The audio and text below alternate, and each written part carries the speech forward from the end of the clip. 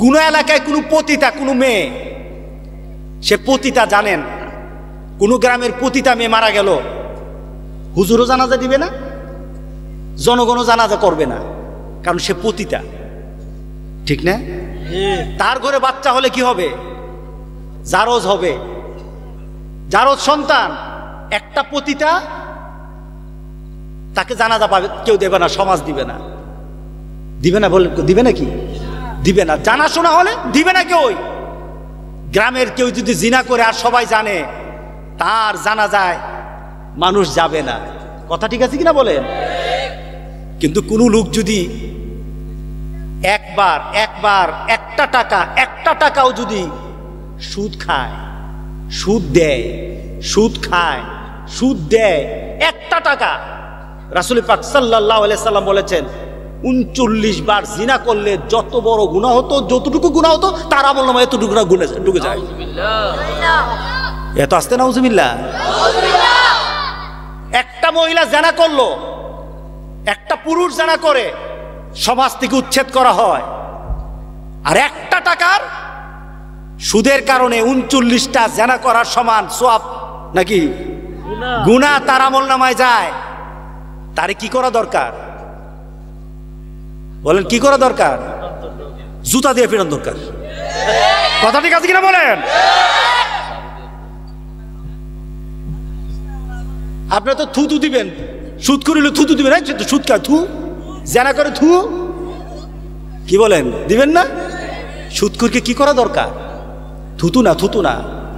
সুদটা আমার মুসলমানের, যে মুসলমানগুলি ইমান নিয়ে জন্ম নিল, সুদের কারণে মুসলমানগুলি দুচকের দিকে চলে যাচ্ছে। আমি আখাউড়াতে এক কথা সুদের ব্যাপারে ওয়াজ করতেছিলাম। কথা বলার পরে একটা লোক মাঝে থেকে চিৎকার করে দাঁড়িয়ে গেল, বেহুশ হয়ে গেছে। আমি যখন বললাম অনুভূতি লেগেছে, তার অনুভূতি লেগেছে, তার ভিতরে কথাটা অনুভূতি লেগেছে।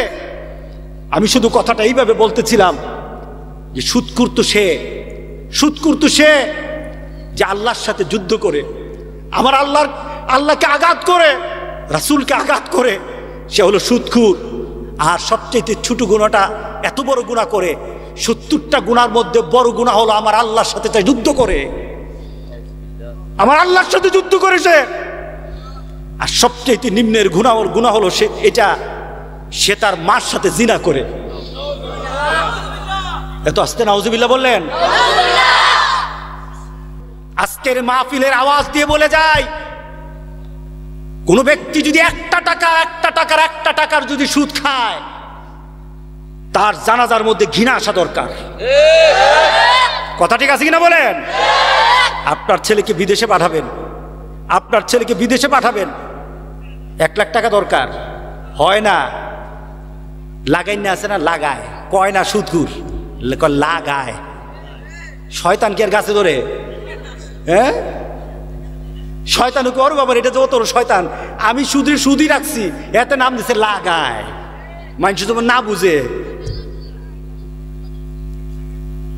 রাগ করতেছে না, রাগ করতেছে। এই লাগানি যেগুলি আছে, এগুলির চিনে রাখেন, এগুলির জানাজাতে গিয়ে আপনারা কি বলবেন? এগুলি জানাজাতে যাইলে আপনার আরো বিপদ হবে, আল্লাহ আমাদেরকে হেফাজত করুক। এই দোষ যদি কারো ভিতরে থাকে, তওবা করেন, ফিরে আসেন, ফিরে আসেন। আল্লাহ গাফুরুর রহিম, আল্লাহ মাফ করে দিবেন। আমিন বলি।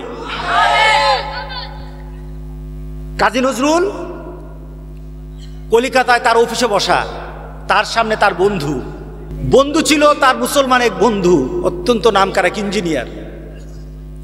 কাজী নজরুল একটা কথা বলল। কথাটা কি ছিল? দেখো, মুসলমানরা তো জান্নাতে যাবেই। মুসলমানরা কোথায় যাবে? মায়ের সায়ের খাইয়ে হইলেও জান্নাতে যাবে, মায়ের খাইয়েও কিছু জান্নাতে যাবে। ইমানটা যদি থাকে, মায়ের খাইয়েও জান্নাতে যাবে। কয়লার মতো কিছু ফ্রাই করে না, মুরগা ফ্রাই করে, দেখছেন কিনা? দোকানের মধ্যে দেয় না মুরগা ফ্রাই করে, চিকেন ফ্রাই করে। একটু চিকেন ফ্রাই হবেন, আমল টামল না করলে একটু চিকেন ফ্রাই হবেন, কিন্তু কোথায় যাবেন? ইমানটা থাকলে কোথায় যাবেন? জান্নাতে যাবেন, চিকেন ফ্রাই হয়ে জান্নাতে যাবেন। কিন্তু কোনো ব্যক্তি যদি শিরিক করে, তাহলে চিকেন ফ্রাই হয়ে আর জান্নাতে ঢুকা যাবে না, সে খালিদিনা ফিহা আবাদা। মুসলমানের ঘরে জন্ম নিয়ে সবসময়ের জন্য দুদুকে থাকবে। নাউজুবিল্লাহ বলি, জোরে বলে নাউজুবিল্লাহ। কাজী নজরুল কি বলল? মুসলমানরা তো জান্নাতে যাবেই, তবে হিন্দু খ্রিস্টান যারা আছে তারাও যাবে। তার বন্ধু কথা শুনতেছে, উত্তর দেয় না। কিভাবে যাবে?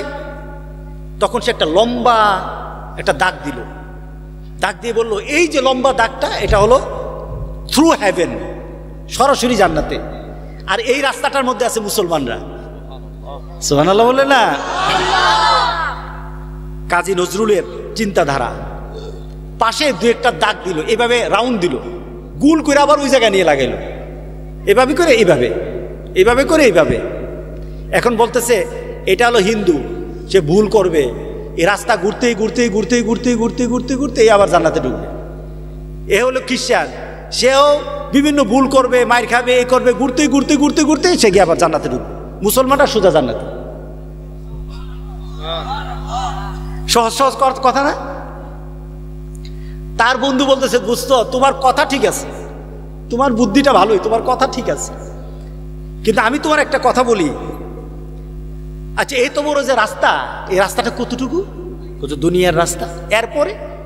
এরপরে হলো তার একটা সময়, সে তো আখিরাত বিশ্বাস করে, আখিরাতের বিষয় আছে, কবরের বিষয় আছে, এই যে বিভিন্ন সময় আছে, কয়েকটা সময় না, একটা রাস্তা না, রাস্তা।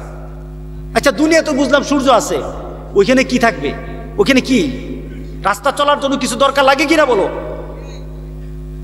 নজরুল বলে, হ্যাঁ, রাস্তা চিনে চলার জন্য তো লাইট লাগে, অত সূর্যের লাইট, তাহলে টর্চ লাইট, দুটো কোনো একটা থাকতে হয় না তো রাস্তায় চলা যায় না। আচ্ছা বলো তো, ওই যে কবরের থেকে জান্নাত পর্যন্ত বিশাল রাস্তা, ওই রাস্তা পাড়ি দেওয়ার জন্য লাইট কার কাছে আছে? গোটা পৃথিবীর কোন জাতির কাছে আছে? ধর্মের কাছে আছে? কোন ধর্মাবলম্বীদের কাছে কোন এই লাইট আছে কিনা? নজরুল চুপ হয়ে গেল। নজরুল বলতেছে, দোস্ত, আমি বুঝলাম না। জানো না, গোটা পৃথিবীর কোন ধর্মাবলম্বীদের কাছে রাস্তা আছে, কিন্তু ধর্মাবলম্বীদের কাছে কি নাই? লাইট নাই। একমাত্র মুসলমানের কাছে লাইট আছে। এত হাসতে সুবহানাল্লাহ বললেন? একমাত্র মুসলমানের কাছে লাইট আছে। মুসলমানরাই জান্নাতে যাবে লাইট নিয়ে। আর অন্য কোনো ধর্মাবলম্বী রাস্তা থাকতে পারে, লাইট না থাকার কারণে রাস্তা পাড়ি দিতে পারবে না, জঙ্গলে পড়ে থাকবে, নদীতে পড়ে থাকবে, গাতায় পড়ে থাকবে, গর্তে পড়ে থাকবে। কথা ঠিক আছে কিনা বলেন?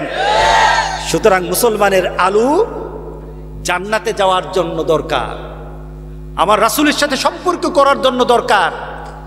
যদি না হয় তাহলে কি হবে?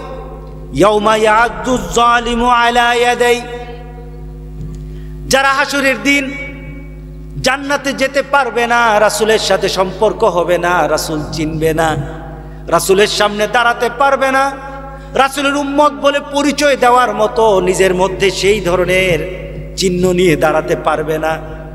দুনিয়াতে রাসূলের সাথে থাকলো না, দুনিয়াতে রাসূলের নীতি মানলো না, দুনিয়াতে রাসূল পাক সাল্লাল্লাহু আলাইহি ওয়াসাল্লামের চরিত্রকে নিজের চরিত্র বানালো না, রাসূলের দেওয়ার নীতি দিয়ে নিজের ঘরকে বাইতুল নূর বানালো না। সুবহানাল্লাহ বলেন না? ঘরের মধ্যে বাইতুল নূরের, নিজের ঘরের, আপনার ঘরের রাসূলের নীতি আছে কিনা? আপনার ঘরে ঢুকবেন, রাসূলের নীতি আছে কিনা? কথা বলে না?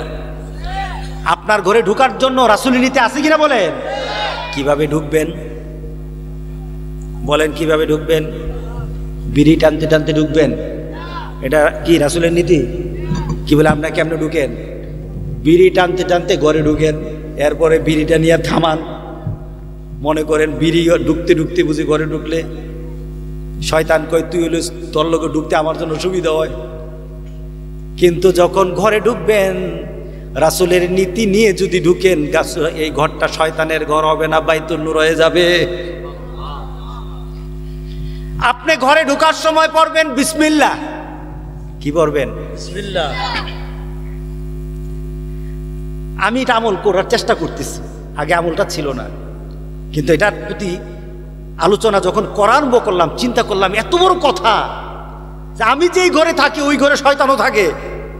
এখন ঘরে যতবার ঢুকি, ঘরে ঢুকে অনেক সময় দেখা যায় কোনো ব্যস্ততার কারণে ঘরে ঢুকে গেছি, যেই না ঘরে 2-3 কদম সামনে আগায় তখনই মনে হয় বিসমিল্লাহ তো করি নাই, তখন বিসমিল্লাহ করে নেই, শয়তান তখনও ঢুকতে দেব না। বিসমিল্লাহ পরে যারা ঘরে ঢুকে তাদের ঘর বাইতুল নূর। Rose TV 24.